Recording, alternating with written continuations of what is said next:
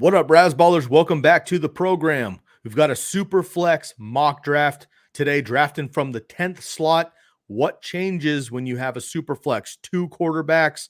We're going to talk about the rest of our roster as well. We also have some breaking news, at least for the podcast, in the NFL landscape for fantasy football. Check us out right now live on the Razzball Fantasy Football Show.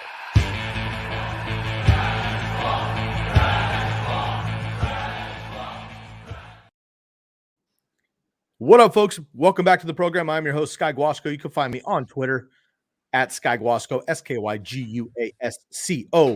My man, Bobby Lamarco in the sidecar today. Bobby, Lamarco. Bob, we got a lot to cover today. We're going to jump right into some hot news, not breaking news necessarily for the listeners. They probably heard this information elsewhere. You and I haven't talked about it, though. There's a lot of moving parts that we've been alluding to in our other mock draft for the last month.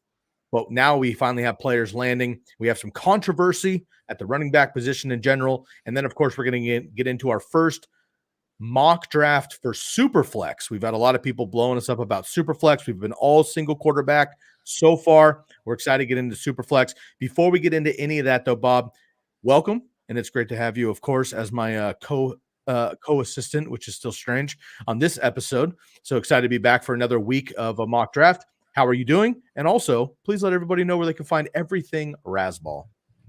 Well, yeah, man, I'm doing pretty good. Excited to talk some Superflex today. Obviously, we get the Scott Fishbowl. Everyone's posting their teams, and so it's really cool to talk a little bit Superflex as well. A lot of breaking news I'm excited to go over today as well. Yeah, well, also make sure you guys go to razzball.com. We're doing some really fun stuff. We have the Razzbowl contest now available. So if you go to the razzball.com website, go to the Razzbowl article, and you can sign up to play against us. It's a lot of fun. It's a best ball format for most of the season. It's a really good time.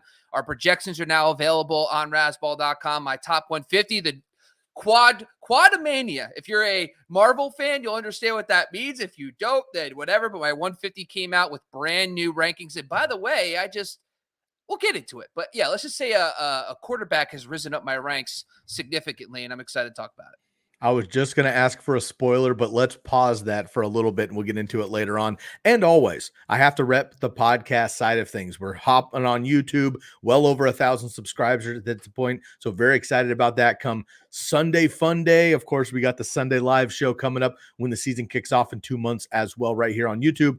But the podcast as well. Anywhere you listen to your podcast, you can find the Razzball Fantasy Football Show. And of course, we're live for all sports. So those of you knee deep in baseball season, you need to turn over for your hockey, your basketball. You can't get enough. We're here for you. And, of course, fantasy football as well. Okay, Bob, we'll get into the mock draft in just a little bit. We do have some information, though, we want to go over. Let's talk first about 2 players that we know are landed, and they're where we kind of thought they were going to be, but now it's official. We have DeAndre Hopkins landing with the Titans. You and I had kind of been tongue-in-cheek and just thinking that made the most sense.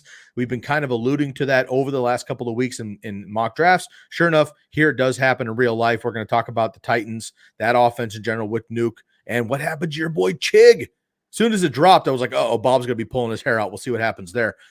And another one that's not as surprising, but it is official and we can rest a little easier. Joe Mixon does sign an extension and lands and stays with the Bengals. So not a lot of concern there that he was leaving per se. But as we'll talk about in a second, until these running backs are actually signed, who knows what's going to happen. We'll talk about them in just a little bit here. But first, Nuke Hopkins, now a Titan. Joe Mixon stays with the Bengals. Pick and choose your guy. Quick thoughts on the Bengals and Titans overall. Yeah, I think the biggest news for me is that Derrick Henry is now going so underdrafted, because I talked about this if you go check out my Twitter account, I talked about how Derrick Henry averaged 22.7 PPR points per game in wins last year and only 16.8 in losses. Now you could probably add an additional 2 wins. I'm excited to see what happens with the Vegas win totals. They're at 7.5 prior to the signing. But this just solidifies Derrick Henry as a rock-solid first-round pick this season. I'm not hesitating to take him. Now, Nuke, it takes me back to 2020. You got to remember, still, I know Nuke Hopkins has been awesome over the last X amount of years, but I will say that he's going to be 31 this season, and last few years he's playing on an Arizona offense that's very pass heavy. Now he moves to the Titans that won't be as pass heavy. So I think a lot of people right now might have him as a wide receiver 1 or top 15 guy. I wanted to give you a practical idea here. So what I did is I looked at the 2020 Titans, because that's the year Ryan Tannehill was hot, A.J. Brown was playing big time, and Corey Davis was really good for fantasy as well. Those guys combined averaged about 240 targets for a 17-game pace. So I gave Nuke Hopkins 120 targets this season to see what he would come out to. It's like mid-range wide receiver 3. So I have him right around wide receiver 30 in my latest top 150 because of that. But I think for me overall, I think it's still between Chig, Treylon Burks, and DeAndre Hopkins. They still don't have a lot. It's not like 3 receivers. Like the Steelers have 3 receivers demanding targets, Najee Harris and also Pat Freiermuth. The Titans are not there yet either. So I think that this just only benefits. And I think a guy we're going to have to talk about today is Ryan Tannehill as a 2 QB guy. And then the Bengals, Joe Mixon, at some point, Joe Mixon's going to have to, he's in my top 24, my top 150. At some point, he's going to go higher and higher because he's still going in like the 4th round, 5th round in drafts, which makes no sense. Not for long. Yeah, not for long. So I think he solidifies. I think he's going to be big time, especially with Orlando Brown at left tackle now. Another year with all those guys on the interior. So I think Joe Mixon could have his career year too. I like that. And with Joe Mixon, I think a lot of these running backs here, it's just the hesitancy in ADP is the hesitancy on their actual like real life status. Like until they sign, we just don't know what's going on yet. We'll talk a little bit about that in a few minutes, but Joe Mixon should be 2nd rounder, maybe early 3rd latest. I think Superflex leagues might fall a little bit more. We'll get into that in just a bit. I agree. Tannehill now is a nice pick for a 2nd quarterback. On the Nuke side, I just want to mention, Bob, as soon as I thought about this, I'm like, okay, why did he pick the Titans? There's other teams that could use a receiver that might be better fit for Nuke Hopkins, and he can really get it. Well, yeah, money always talks. But I thought immediately, like, what would Bobby LaMarco do? He would immediately dive into the coaching staff and say, who's there that gave him a little sidebar text that nobody was thinking about? It was like, hey, Nuke, come hang out with me again. Well, that man is Tim Kelly. Used to be the offensive coordinator for the Houston Texans back in the day when he and Deshaun were having fun down south. Last season, 2019, when they were both together with Nuke Hopkins and Tim Kelly as a Texan, DeAndre Hopkins played 15 games, 150 targets, which at that time for Nuke Hopkins was actually low during that 5-year stretch, but 150 targets, 100 receptions, 1,200 yards, 7 touchdowns. He was all pro at the wide receiver position, and of course made the Pro Bowl as well. So Bob, you and I have talked about it for years together. Continuity. This league is all about who players know, what coaches know, what schemes players are familiar with. So when a guy moves over to a team that feels random to us as a bystander, always dive into the back end. Why would DeAndre Hopkins pick the Titans? Nothing against the Titans. I'm not a Titans hater. I just think there'd be more fun options for me as DeAndre Hopkins to go to teams that need a wide receiver, and he went with the Titans for a reason. He knows the offense already. That's going to speed up his ability to catch up. And Ryan Tannehill there, Wiley vet, of course, and of course they're always well coached with a good defense. So just want to put that little back end nugget in there, Bob. I thought you would appreciate there as our standard, look in the back end kind of coaches speak vibe there. So Nuke Hopkins now a Titan. So keep an eye on that on draft day. You might be able to get some value with him right now if you're in drafts currently. And of course, Joe Mixon is going to be probably a 2nd round pick. If you're getting him in the 3rd or 4th right now, for some reason, jump on that while you can. I'm sure it's not going to last too long. Second thing I want to dive into here, and we can make this a bit quick, but this is just something I want to think about. Lots of running back conversation today. All right. So we have a number of quarterbacks who were not picked up. They were not extended. They were not given the bag, if you will. 2 of the most prominent, Josh Jacobs and Saquon Barkley, and also Tony Pollard, who now is the starter, of course, for Dallas, but he was not given a hefty load. So they're going to give him the franchise tag for him to prove it. Makes sense. Many running backs, Austin Eckler, who recently got paid, Christian McCaffrey, who recently got paid, Derrick Henry, who recently got paid, all came out in defense of these guys, Saquon and Josh Jacobs, not getting paid, saying, man, look, the running backs get the ball almost every other play, and they're being continually diminished in NFL. For fantasy, they're always paramount because of points. for NFL purposes, they're constantly being diminished. Bob, when you and I were growing up, man, these guys got the ball 40 times a game, and it was a different league. Running backs were getting drafted in the first round constantly when we were kids growing up. Nowadays, having a guy like Bijan getting drafted and Jahmyr Gibbs in the first round is almost unheard of. So thoughts quick on the running back position and what's happening in the NFL side, and if at all, how that might affect what they do and perform and maybe hold out like we saw Lev Bell do a couple years ago. He came on social media recently with like apologize to Pittsburgh for holding out back in the day because he was like, oh man, I was feeling what these guys are, but maybe I shouldn't have done it that way. You're a Giants fan. Let's start with Saquon. Can you actually imagine Saquon not only not participating all summer, but actually holding out and not playing for your Giants and not playing for fantasy? And there's Josh Jacobs out there as well. No, I don't think that's going to happen. The Lev Bell situation, when you look back on it, he actually had a better contract from the Steelers originally than he got from the Jets a year later.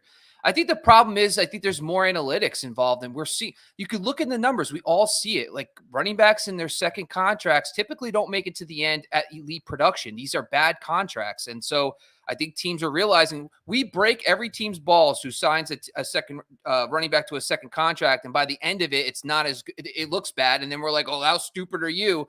And then on the flip side, we're like, well, you got to pay these running backs. You can't have it both ways, right? So the declining production when you get into the latter half of these contracts for these running backs, it's tough to say, but the proof is in the pudding. Like you see the stats decline. You're not going to want to have a bunch of money tied to these guys when they're 28, 29, and 30. So at the same time, as much as I would love to sit here and pretend that, I would love them to get paid what they're worth, but once you get to 26, it makes so much sense to say either a 1 year or 2 year contract. So for Saquon, I don't want him on a 4 year, 5 year contract. I still want him to be secure, but I would say 2, maybe 3 years at the most. And then 12 million probably makes the most sense. So I don't know where they were with Barkley, but at the same time, I get why the teams are not doing it because it rarely works out. Zeke's been cut. Leonard Fournette's gone. All these guys have been cut. Joe Mixon took a pay cut. Dalvin Cook is just a free agent right now. Yep, so if it was such a good investment, then why is this all happening to these other running backs? Totally makes sense. Adrian Peterson has made the most in a collective career financially at the running back position. The last running back, Bob, in the current era to quote unquote get the bag was Nick Chubb, and that was back in 2021. So it's been 2+ seasons since a running back has gotten a significant deal after Derrick Henry, Nick Chubb, and Austin Eckler got the money a couple years ago. Okay, so that's going to change some things. Maybe as they land, of course, we'll secure those things, but it may affect mock drafts. We keep saying it. It's July. It's mid-July now. You're going to get in some real mock drafts, and these guys are floating around. Do you have the stones to draft a guy like Saquon Barkley or Tony Pollard, right? Dalvin Cook, even some of these guys in the first, second, third round.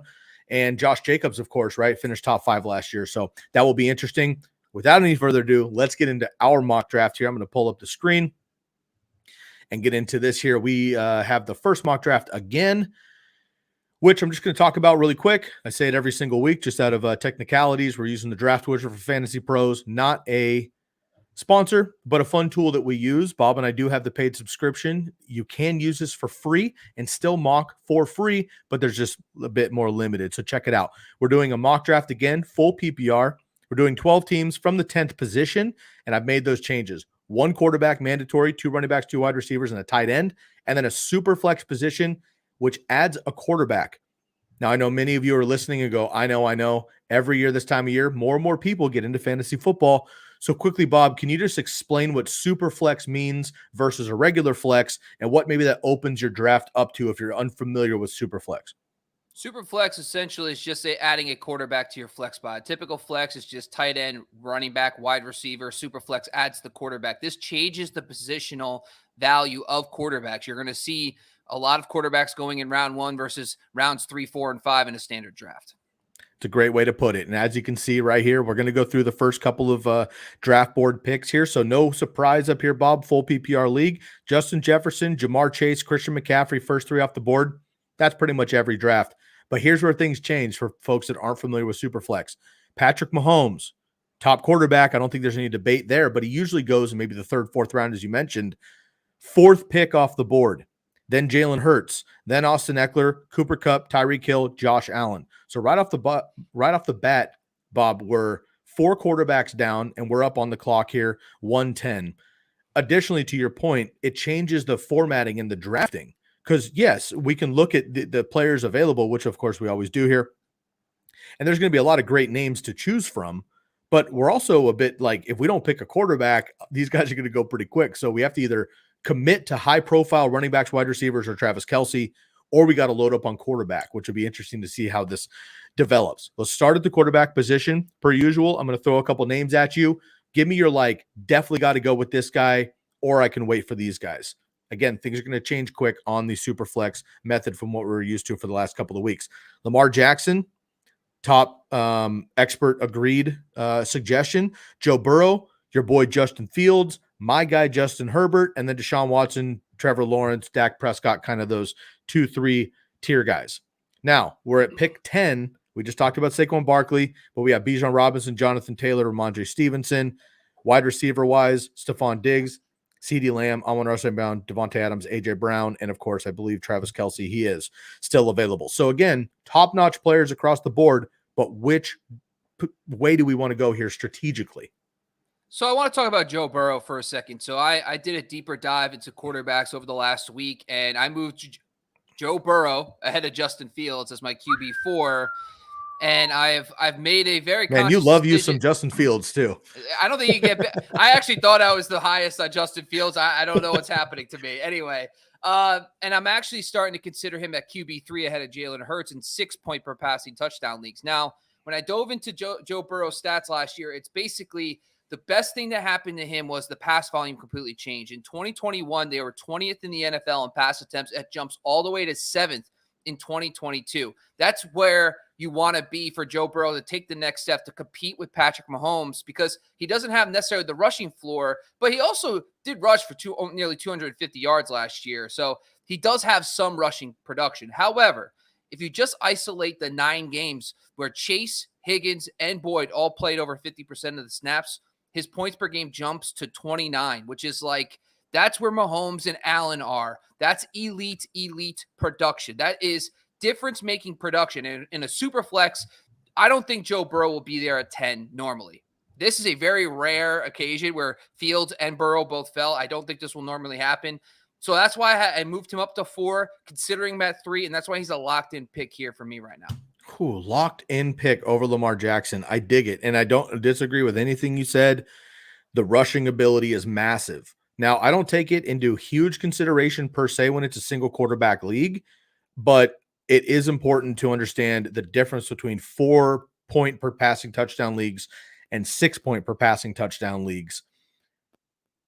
Lamar Jackson and Justin Fields, Jalen Hurts, they get a massive bump in those 4-point per touchdown leagues. Now, you might think 2 points. What's a big deal on 2 points? Well, if you're talking 20, 25 more touchdowns for some of these guys, even 15, 20, you're talking 30, 40, 50 extra points there. Whereas Joe Burrow and, Trevor Lawrence guys, maybe Justin Herbert, get a bump in the 6-point league. So I agree there. We are playing 6-point per passing touchdown league there. I'm a Lamar Jackson guy, but I agree with you on Joe Burrow. And now that Joe Mixon is definitely in, and we do have some question marks currently at the wide receiver position for Lamar Jackson, I expect a big year from him, but I agree with you, and I'll go with Joe Burrow. That's going to be our first pick. And coming back around here, we'll just go through the draft board very quickly. We went with Joe Burrow, Bijan Robinson, Travis Kelce, Stephon Diggs, and Saquon Barkley go off the board. Something that's cool here is if you don't go quarterback, look at those 2 teams and what they got. Obviously, Saquon's got the contract stuff we just talked about, but if he plays and he's healthy, whatever. Bijan and Saquon's pretty nice to start your team with, and Travis Kelce and Stephon Diggs is also nice to start your team with. But we've gone quarterback already. Do we want to go quarterback again? And Bob, I got to say it, I just was going to pick Lamar Jackson. He's still available. This would eliminate our quarterback drafting for the rest of at least this episode until we get deep. But there's a lot of other options left. However, most of these guys, top tier guys, are going to be gone by the next time we pick. So do you want to go top tier running back, which at this point is Jonathan Taylor, Tony Pollard, and Josh Jacobs, Ramondre Stevenson. Wide receivers, a quick check here: CeeDee Lamb, Devontae Adams, Amon-Ra St. Brown, and Mark Andrews would be the only option there. Or do we want to lock in another quarterback? And at that point, I love Justin Herbert. You love Justin Fields, but Lamar Jackson's up here at the top as well. Mute. Yeah, sorry about that. Yeah, it's Fields for me, and I brought this up multiple times. This is a slam dunk for me. This is not even close. And listen, Lamar is going to be a lot better this year. And I know that he's got Odell, Zay Flowers, Rashad Bateman, but I just feel like when I'm thinking about Lamar, number one, he's learning a brand new scheme. He's learning Todd Monken's scheme this year. We've always talked about in years past that it takes a little time for passing offenses to click. Then you also factor in that he's going to be working with pretty much a brand new receiving core. That's a lot of change. So as much as I love Lamar and I have him as my QB6, I have him a tier down from Burrow and Fields. And Fields, he already showed it last year. Like he was throwing to Cole Kmet and David Montgomery as his top two options last year when he started to become an elite fantasy option. Okay, Darnell Mooney got hurt. And I think an underrated aspect of this whole situation is not only does he get DJ Moore, but he's also getting Darnell Mooney back. And Like Chase Mooney is Claypool. now, and Claypool will be another year. I think Claypool's just not a thing. I think He's a tall weapon in the red zone minimum. That's all I'm going to show. Sure. That's all I'm going to throw He's out a there. perfect third receiver, I guess, in this offense. That's totally fine. I really like the rookie they drafted too. I heard some good things about him as a potential future slot guy. But Cole Kmet could take another step. I just think that when we saw the way the offense really, really grew last year, if you just take a look at the final X amount of games he played, I think it was week 7 on, essentially, when he was basically taking over, becoming an elite option. He was averaging 27.7 points per game, which is just absurd. And he was a top 3 option. I'm all in. Yeah, I like that too. And I do want to go Justin Herbert just because, but to your point, and I'll just make a point on the double quarterback situation, my mindset with double quarterbacks. If we didn't go with Joe Burrow here, I would actually reach, if you will, or go down past these guys, Lamar Jackson and Justin Fields. I would go with Justin Herbert because he feels safe to me. Justin Fields and Lamar Jackson feel like sky's the limit and they could blow the roof off if they're running for 1,000-something yards, passing for 25, 3,000, 35, 40 total touchdowns. Like that's going to crush, obviously. But we went with Joe Burrow, who is almost as safe as you get, really, right? With another year and health and all this stuff, better offensive line, hopefully, and all that stuff. So that's safe. Now we can shoot for the stars. I like your call here with Justin Fields. Generally, head-to-head, I would go Herbert over Fields, but you make a great point with Lamar Jackson, which is learning a new offense. Well, so is Justin Herbert, right? I really like what Justin Herbert's going to get in Kellen Moore coming over from Dallas. I just did a big report on that. I love what that offense is going to look like in week 5.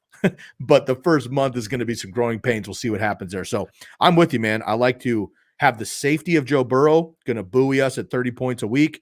And then you're also going to have Justin Fields, who could go for 45 points. But even if he goes with 15, 20 and doesn't have the passing up for a particular game, he's still going to benefit us with those 70-yard touchdowns there. So I'm with you. Let's go with 2 quarterbacks off the bat. And now our mentality is we have 2 absolute stud league-winning quarterbacks, assuming they stay healthy, and they hit. So now we can just pound running back and wide receiver when the rest of the draft board is still going to need to consider quarterbacks. I won't go through all these teams, but I do want to count the quarterbacks that went. After Lamar Jackson, it was Justin Herbert went, and that was it. So now everybody else still has to run for quarterbacks. We're done with it. We can look at wide receiver and running back. Let's take a look at what we have left. Najee Harris, Joe Mixon now, which of course we're getting the value now because we just broke the news. The ADP hasn't caught up yet. So this is kind of cheating, but I like this a lot. My boy, Jahmyr Gibbs. Dude, every day goes by, I'm more and more stoked on this kid. I'm really excited about him. Aaron Jones, I think, is even maybe a sleeper at his value. Our boy T. Higgy, Keenan Allen, DK Metcalf, Amari Cooper, all these great names still available because those quarterbacks have gone early. So I'll turn it over back to you. We're done with quarterback until like the 15th round, which we're not going to draft at this point. But running backs and wide receivers, how do you feel about it? And technically, TJ Hawkinson is still available if you wanted to go that direction too. And I just want to for me personally, like tier 1 quarterbacks were Fields and Burrow. Like that's why we went quarterback. I agree. Like if it wasn't my tier 1 guys, let's say the first 5 picks were all those guys, I wouldn't just take a quarterback just to take a quarterback in a super flex if we already had Burrow, for example. So if Fields was gone, Lamar was gone, and we were looking at guys more like Herbert, in my opinion, and Lawrence, I'd say, okay, I would probably be okay waiting around and taking a guy there. So that's the first thing. The second thing is here. You know, the running back situation for me when I'm looking at Superflex right now is that we have such like difference making quarterbacks that I just feel like at this point, I just don't want to botch the draft. Like, I just feel like at this point, I could just take really solid players because I think, in my opinion, we have two elite options at quarterback. And when you know in the back of your mind now that somebody might be starting, you know, Baker Mayfield as their QB2 or somebody like that because of the way the draft might go, we have a huge advantage. So I actually wouldn't mind Joe Mixon here. Kick over to the wide receivers for a second and give us all the options if you have a moment. My question is Uh, going to be, which Bengal do we pair up with Joe Burrow? Because T. Higgins for me is like almost a lock too, with just that, that pairing. But Amari Cooper, Chris Godwin, Calvin Ridley, those kind of guys. DK Metcalf, Keenan Allen, T. Higgins are the top. Yeah, those guys are all in my rankings kind of squished together. I have Higgins, Allen, Cooper, Metcalf, and Ridley like all within like 5-6 picks of I'm each other. sure. So Yeah. this is the swing around. So in my opinion, I think I could wait on a wide receiver here, jump over to running back. I think the one guy that probably stands out to me is Joe Mixon here. We talked a little bit about the number one, he gets stacked with Joe Burrow, which is cool. But at the same time, last year he had that 55-point game, but he was top 10 in consistency across the board. RB1 games, top 10. RB2 games, top 10. Elite games, top 10. Like, he was pretty consistent even with that 55-point game. He just didn't have a lot of other 20-plus point games outside of that game. So solid high floor running back. The offensive line, by the way, with Orlando Brown at left tackle, is going to help Joe Mixon too. So I think that he could even have a better season this year. And they were supposed to take a big jump last year, which hypothetically they did, but they also got demolished, like injury wise. Like, it doesn't matter who your players are if they get hurt. Their offensive line looked amazing on paper preseason. Then they all start falling due to injury, and you just can't keep up with that. So I agree with you, Bob. I'm really excited. Again, we're getting value here, so this might not even be an option if we did this podcast in a week. No, I don't even Same think way it is. here. Yeah. So let's Yeah. just cheat while we can.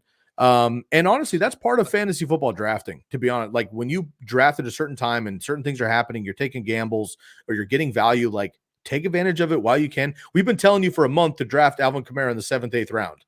Even if he gets suspended, I mean, that's nuts to have him coming back, in a month and a half when you might have an injury and you're looking at the waiver wire for, just, I don't know, some scrub coming off the waiver wire doing a third, PPR guy or something. And you're like, oh, psych, I've got Alvin Kamara coming off my IR, who's not injured, by the way. He's just suspended. So I like that a lot.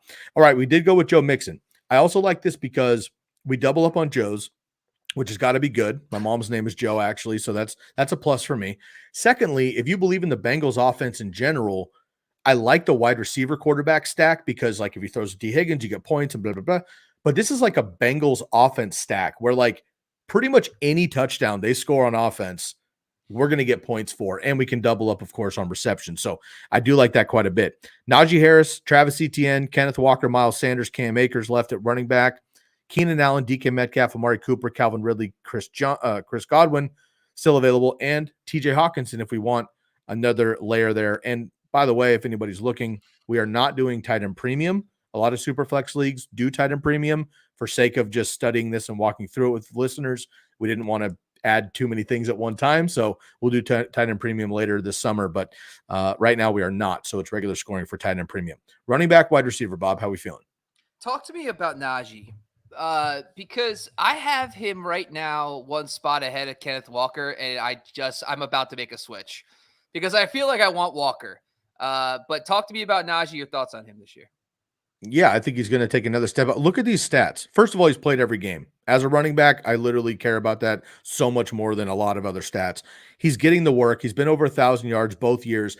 And if you take away stats and numbers, you and I are psychos on numbers, so it might be hard for you to do.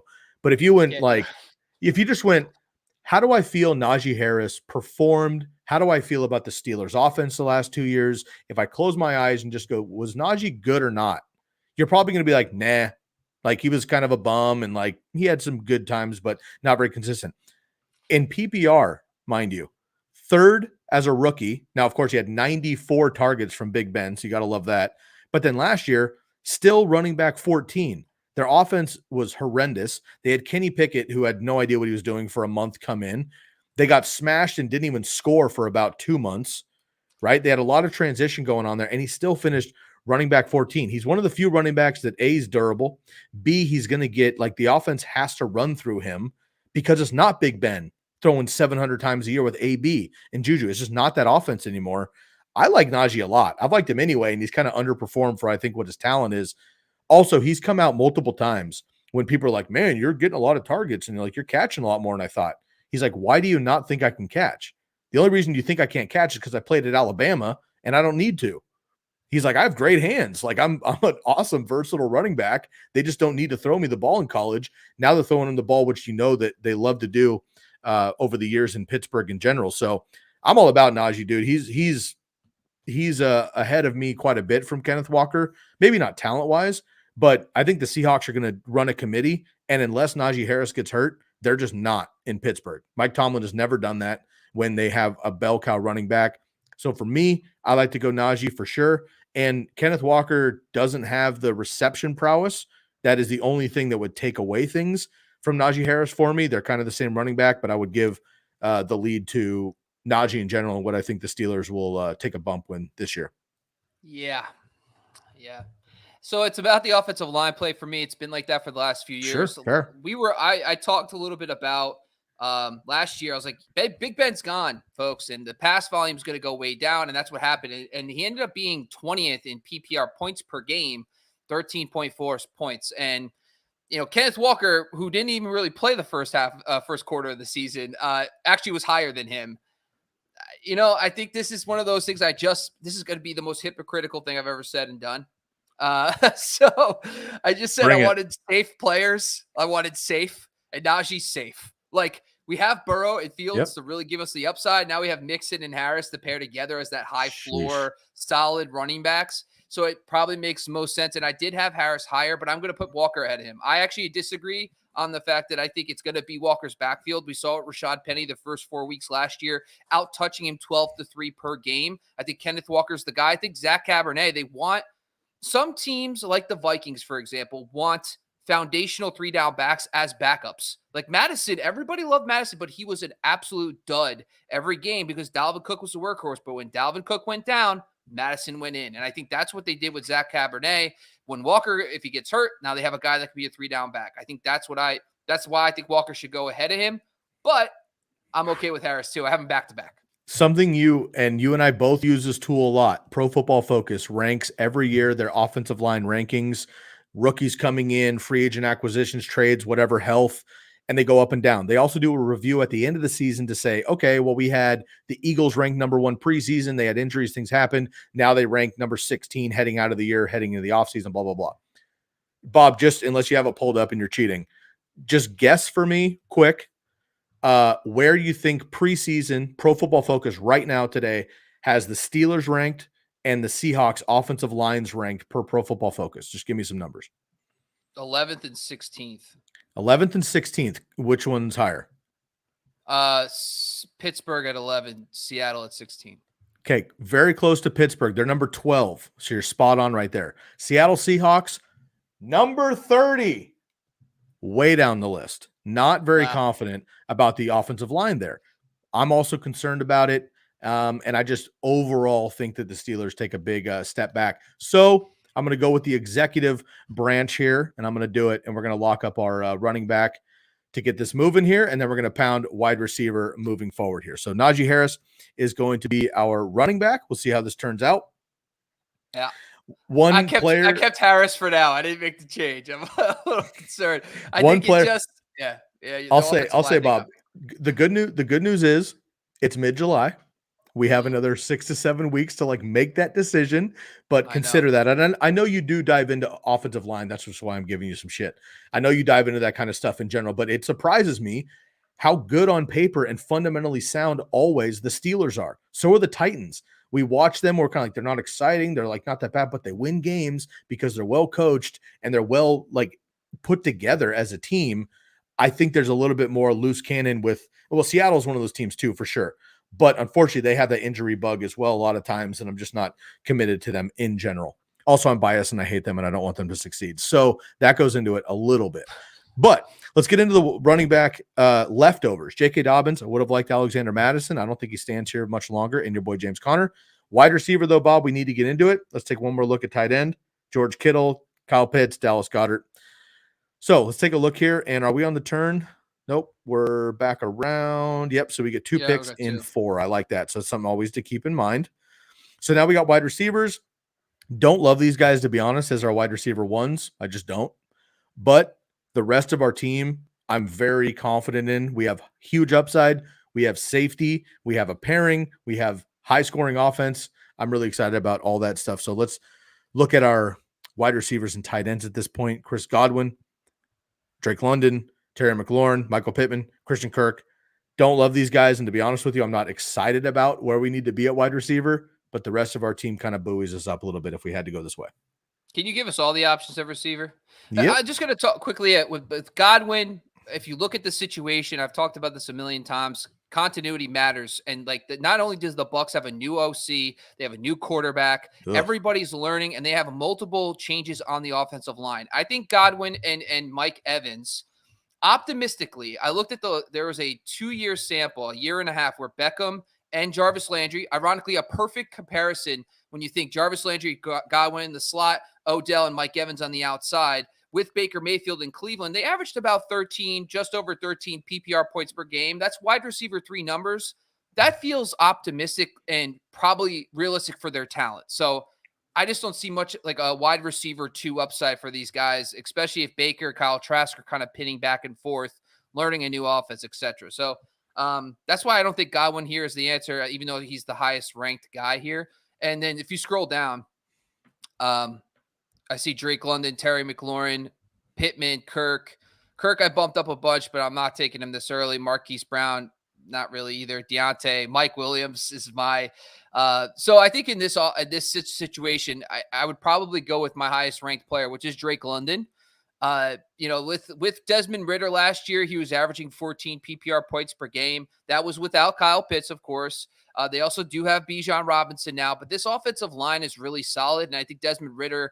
The one thing you'll notice is that the pass volume will go up. And the one thing that Drake London did do last year was dominate targets.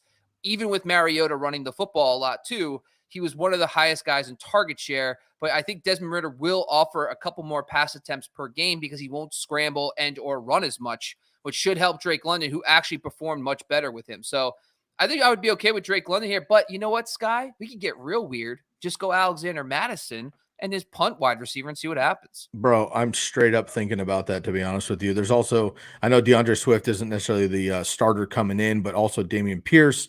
And look, we're looking at PPR leagues, and, I like Jamie's over here in the chat, razzing on Madison, which I can respect. However, getting that full workload in that Minnesota offense is just nuts. And no matter what, if he's playing good defenses or bad defenses, when he's subbed in for Dalvin Cook over the last couple of years, he's been absolutely dominant, 20, 25 points per game when he's getting the full workload. So I love that.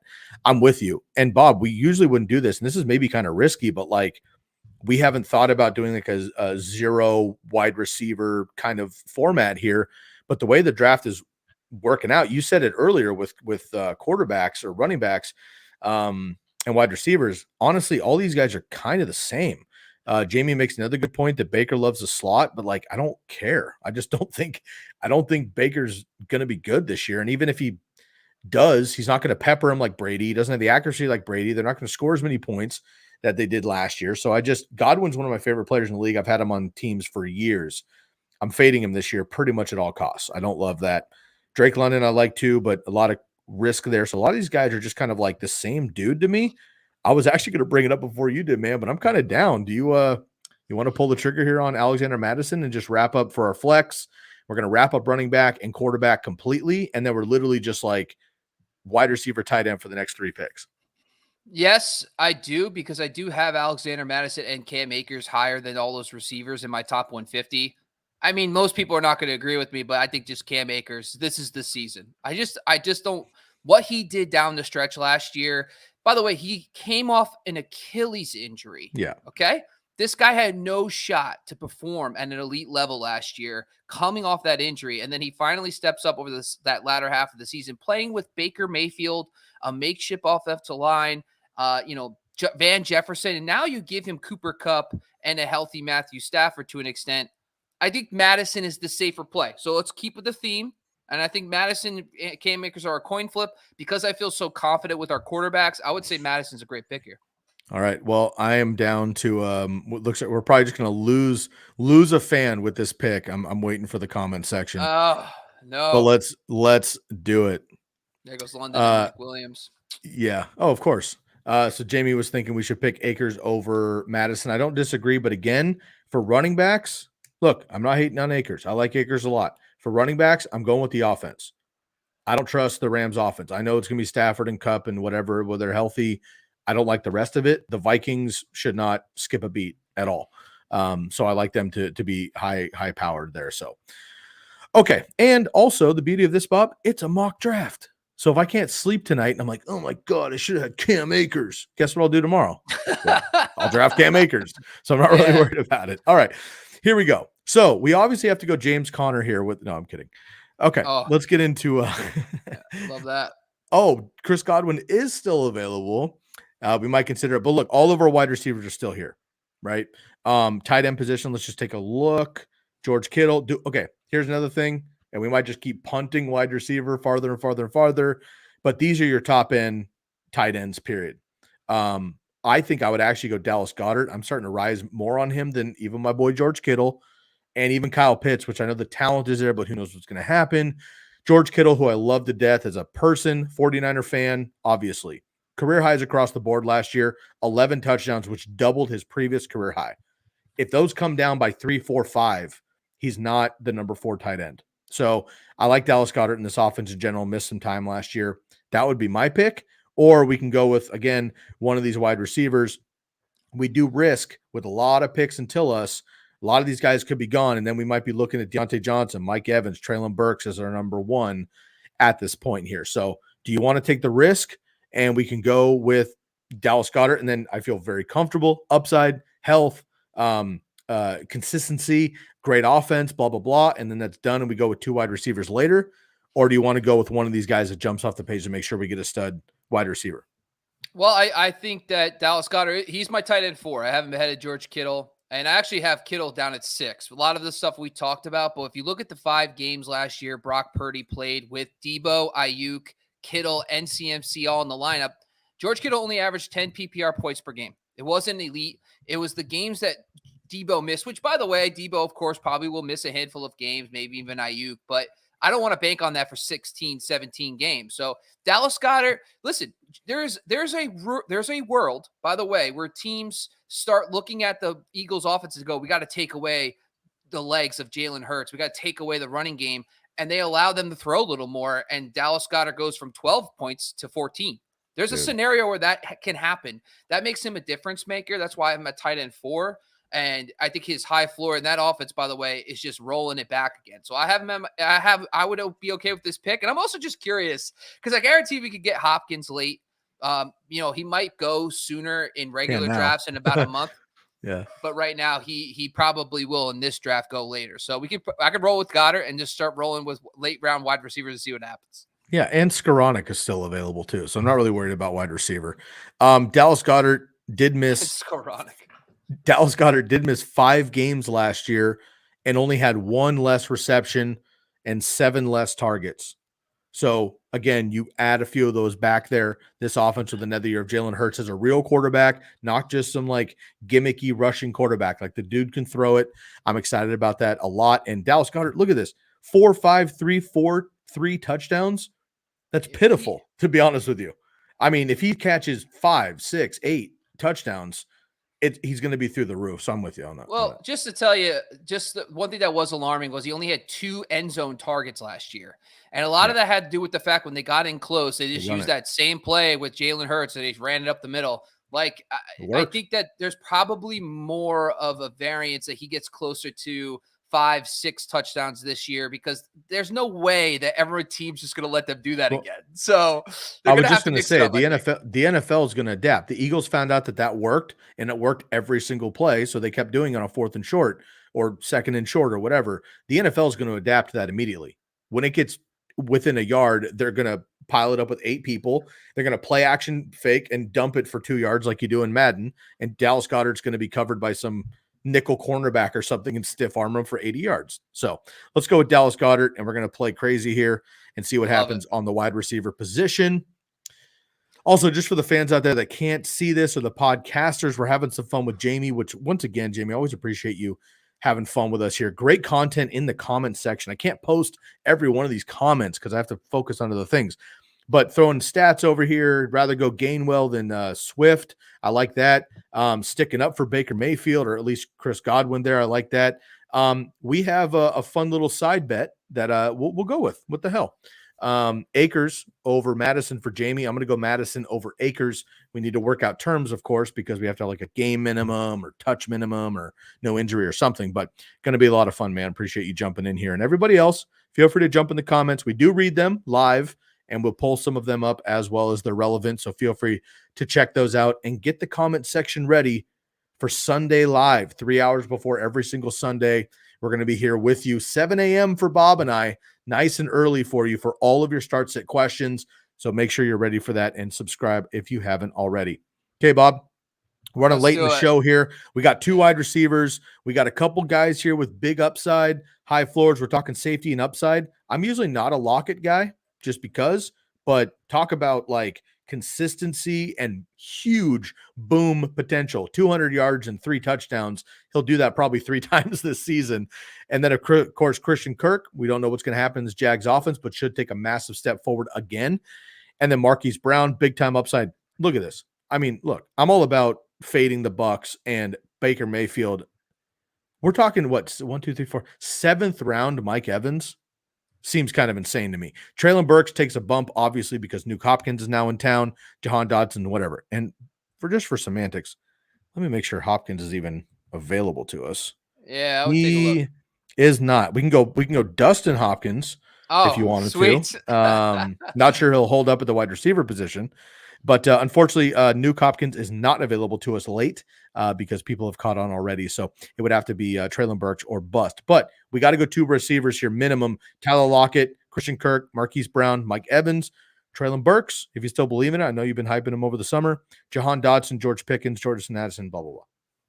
So I think that my only guy in my top 24 right here is Tyler Lockett.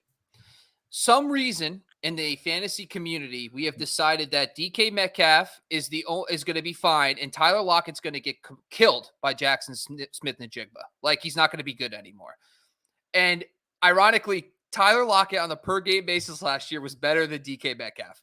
And yes, DK's got touchdown regression. I talked about it previously, probably 4 to 5 more touchdowns based on where he was getting his targets last year. Totally get it. But Tyler Lockett was still very good. And the one thing I did notice, if you look at the Jackson Smith-Njigba, this is an unprecedented situation. I think that Tyler Lockett and DK Metcalf, how good they were. You don't typically see a wide receiver getting drafted in the first round with those 2 guys. And the things that come to mind are the Bengals with Tyler Boyd and T. Higgins with Jamar Chase. Then you look at CeeDee Lamb when he came in with Michael Gallup and Mari Cooper, and also Calvin Ridley with Mohamed Sanu and Julio Jones, who, by the way, I don't even think any of those duos were better than these 2 guys. So all that being said, the one thing I did notice is that all of those offenses did see a huge spike in wide receiver production the year they got the first round pick. So it wasn't as dramatic. T. Higgins, for example, had a higher points per game with Chase the next year than he did the year prior. Now, tongue in cheek, technically Joe Burrow got hurt in 2020, so it is kind of cheating because he didn't play the whole season. But yeah. But I guess my point here, though, is I think that Tyler Lockett's still going to be a wide receiver too. I think Geno Smith, you're going to see a lot more 3 receiver sets. Last season, they were about 10% below league average when it came to playing 3 receivers. And the coaching staff that Shane Waldron comes from, remember, is McVay, Zach Taylor, and also Kevin O'Connell. all the Rams guys, they're all in the top 5 in 3 receiver sets. So don't be surprised if they get more receivers, 3 receivers on the field, take Will Disley, take Noah Fant off the field, and that allows Tyler Lockett to still thrive.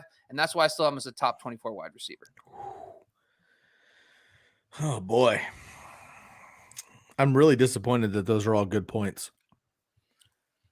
I don't even know who I would want. For some reason, it feels silly not to go Mike Evans here. But maybe he'll be there on the turn.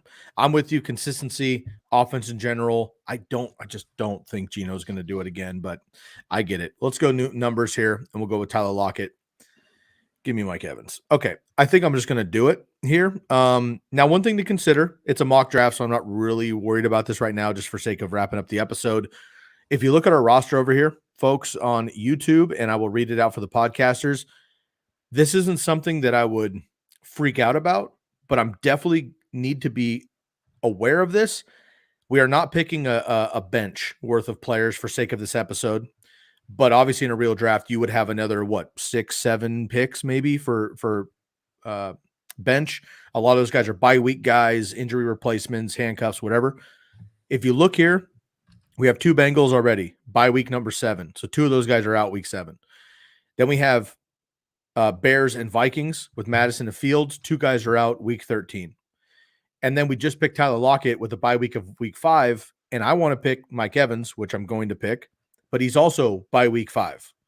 So something to consider. It's only 1 week that you have to worry about that. But if you also picked your 3rd, 4th, and 5th wide receivers, and they just happen to be bye week 5 as well, you're really hamstringing yourself having to drop guys or rely on injury, which you don't want to do, obviously, to fill those positions later on. So again, don't not draft good players and the guys you want because of bye weeks, but definitely be aware of them in general, because if you're swapping guys out and they're not available, you can really hamstring yourself.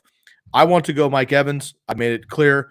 Is there anybody else here? Marquise Brown with not Kyler Murray, Treylon Burks with Nuke Hopkins, any of these question mark rookies or next, we've talked about all these late round wide receivers in depth because our first couple mock drafts, we got stuck with them as our last pick. So we've talked about all those guys in depth. Is there any reason you would want to go Marquise Brown or Treylon Burks over Mike Evans?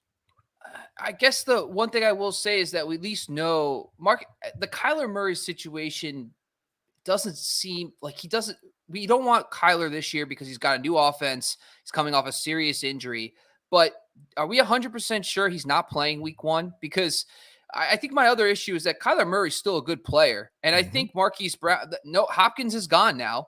This team is probably not going to be that good. But for fantasy football, that's very good for wide receivers. Dude, garbage points count.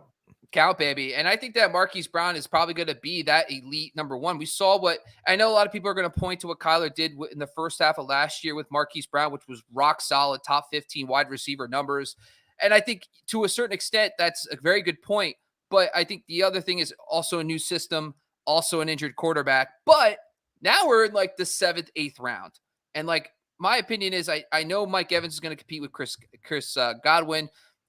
But talk about change. I mean, I think straight up, I would take Marquise Brown here. I think he's going to be the alpha number 1. I think Kyler's still a solid player. And we just saw what Drew Petzing and the Cleveland Browns did with Amari Cooper last year. So they have an offense that can produce a 1. So I think I'd be okay with Brown.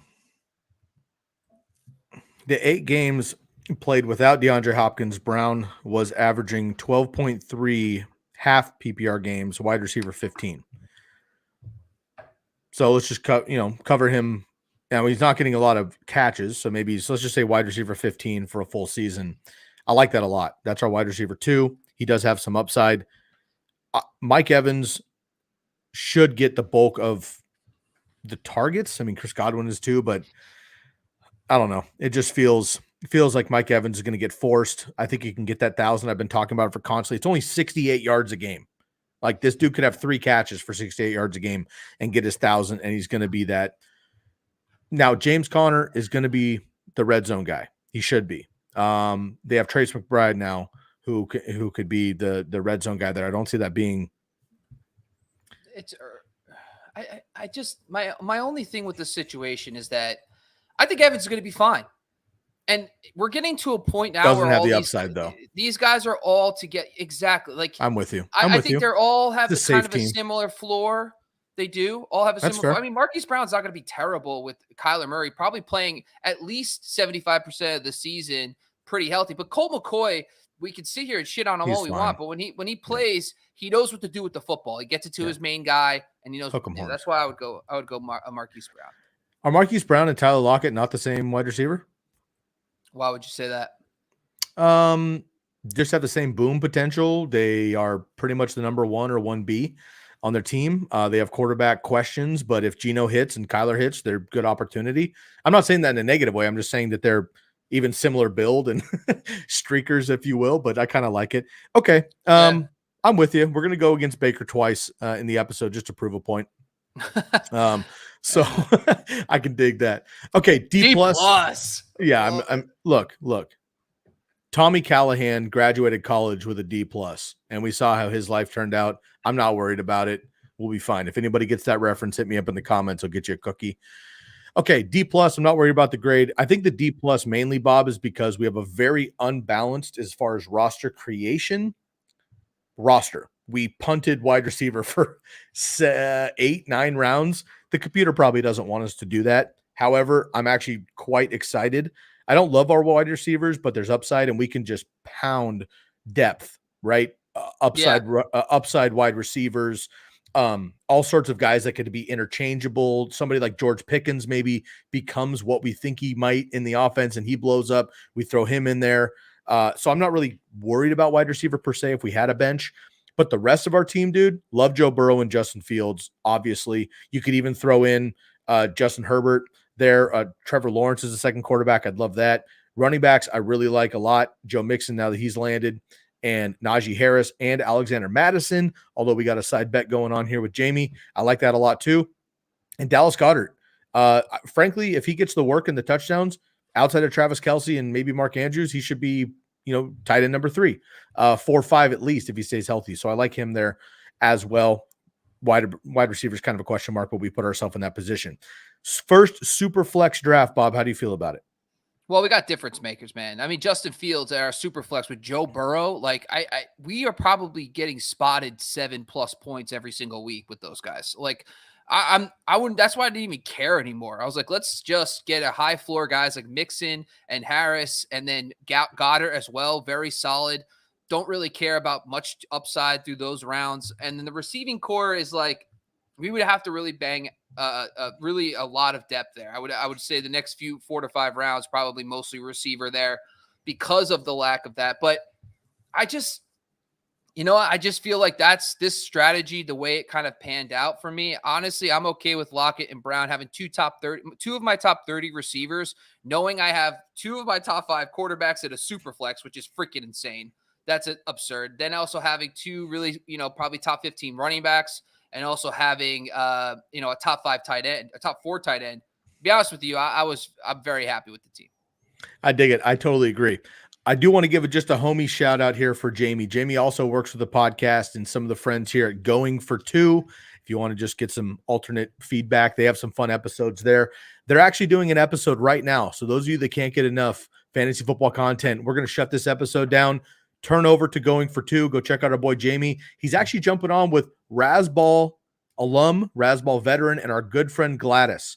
You check her out on all these episodes here. She's also, of course, a regular on the Sunday Live. She's going to be teaming up with Jamie right now on his channel. So feel free to jump over there if you'd like. And I will make sure to get some fresh bananas for Jamie, so he starts razzing me about my backdrop here for next week. Bob, first Superflex in the books. We're going to get some tight end premium going on. We're going to get some funky roster creations. People have been asking me about some of that as well. Let everybody know where they can find everything Razzball until the next time. Yeah, make sure you give us a subscribe here at Razzball Fantasy YouTube channel. Jump over to the podcast side. We also have it on Apple Podcasts and Spotify. Make sure you go check out TikTok and IG. We're doing daily content over there as well. Make sure, do not forget, sign up for the Razzball, folks. We're super excited. It's going to be a lot of fun. You get to play against Razzball, other industry experts as well. Make sure you check out the latest 2023 projections and my top 150. Really excited. And we'll be back tomorrow. We're actually going through my top 150 versus ADP, so make sure you jump back on the Razzball Fantasy YouTube channel. Bob, before we go, Give us one spoiler, either the quarterback. We talked about the quarterback, jumped a little bit. Give us one spoiler for tomorrow, something to look forward to that might blow the socks off for your top 150. Blow the socks off. I unfortunately don't have that. I can tell you, Sky, if you know anything about me, I'm very methodical. I actually You have to are. have a good reason to do something. I wish I had hotter takes, but I don't. I'll bring this. How I, about this? How about this? I'll I bring got this a good one one up. though. I got a Okay, good one. go, go, go. I bumped up Aaron Rodgers. So Aaron Rodgers now my QB 14, but I also have him now with the Geno Smith, tier in that sense of like a borderline QB1. A lot of this has to do with his familiarity with Nathaniel Hackett, and I don't expect him to be the MVP, but realistically, him producing like he did in 2019, that first season with Nathaniel Hackett and also Matt LaFleur, I expect him to do something similar with Garrett Wilson, Alan Lazard, very good talent around him. So I think that there is a very realistic scenario where he's a borderline QB1, and I actually bumped him ahead of Anthony Richardson, which is we don't even know if he's going to start week 1. And so I would say Aaron Rodgers is now more on my radar, even in single QB leagues. Love it. And I am looking forward to seeing how far Chig Okonkwo has plummeted, or if you're staying strong, they'll have to tune in tomorrow for that. And for the formatting for Superflex, we went 2 elite quarterbacks first, second round.